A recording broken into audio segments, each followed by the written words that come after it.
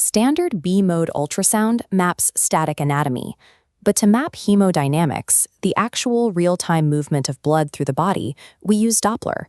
The mechanism relies on a strict physical rule. When sound reflects off a moving object, the returning echo arrives at a different frequency than the original pulse. The amount of that shift is proportional to the velocity of the interface.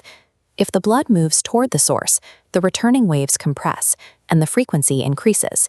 If the blood moves away, the waves stretch, and the frequency decreases.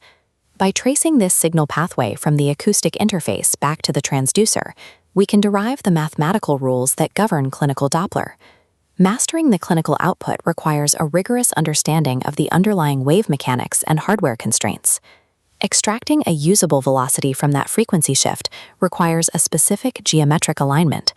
The flow of blood must run as parallel to the ultrasound beam as possible. This creates an inclination angle. As it widens from parallel, velocity accuracy decays. At exactly 90 degrees, the measurable shift drops to 0.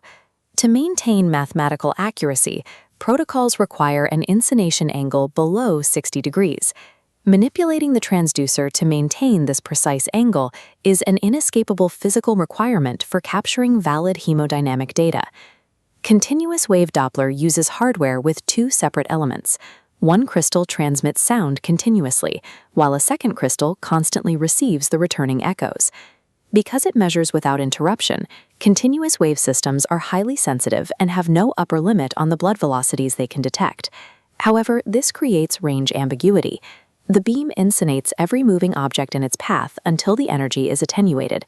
If an artery and a vein lie close together, the system combines arterial and venous signals into one output, unable to determine depth. To isolate depth, we use pulsed wave Doppler.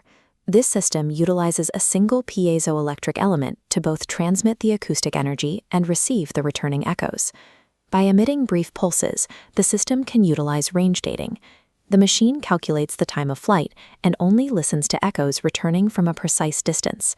Achieving this spatial resolution requires sacrificing continuous monitoring, which changes how the system handles high-velocity data.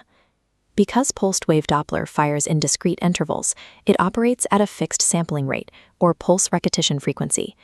The Nyquist limit dictates that to accurately represent a waveform, the sampling frequency must be at least twice the highest frequency of the input signal. When the velocity of blood flow creates a Doppler shift that exceeds the sampling threshold, the system can no longer accurately represent the signal. This creates aliasing. The Doppler shift exceeds the scale and wraps around, causing high-velocity forward flow to be misinterpreted as reversed flow at the bottom of the graph. Aliasing is a mathematical certainty that occurs when physiological hemodynamics outpace the hardware sampling rate. Once the pulse returns, modern software processes that single echo into three distinct modalities. Color Doppler calculates the mean and variance of velocities within a sample volume, assigning them to a directional color scale. This carries a processing penalty. Expanding the sampling box requires more pulses, which lowers the frame rate and causes the visual display to stutter. Power Doppler takes a different approach by mapping the absolute amplitude of the signal, discarding all data regarding velocity or direction. This makes Power Doppler extremely sensitive to low flow rates. It is independent of the insonation angle and completely immune to aliasing. Choosing between these modalities involves a deliberate trade-off between directional precision and raw flow sensitivity. The third processing path is Spectral Doppler, which plots the full range of Doppler frequencies over time on a sonogram. A high-resistance vessel, like the femoral artery, creates a highly pulsatile waveform with a sharp upstroke and a narrow range of velocities. A low-resistance vessel, like the renal artery, produces a broad waveform with continuous forward flow during diastole to supply vital organs. We quantify these profiles using the resistive index and the pulsatility index. These equations convert qualitative pulse shapes into objective numerical metrics of vascular resistance. Using these indices strips away the subjectivity of the visual trace, providing a precise measure of the vessel's state.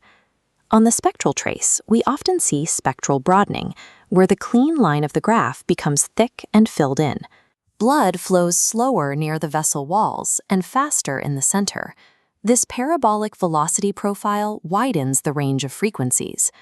To clarify the signal, electronic wall filters erase the low-frequency signals caused by the physical movement of the vessel walls themselves. If the wall filter is set too high, it will permanently delete genuine data from low-velocity blood flow. Diagnostic mastery is achieved by recognizing that artifacts are not random glitches, but the predictable, measurable limits of wave physics.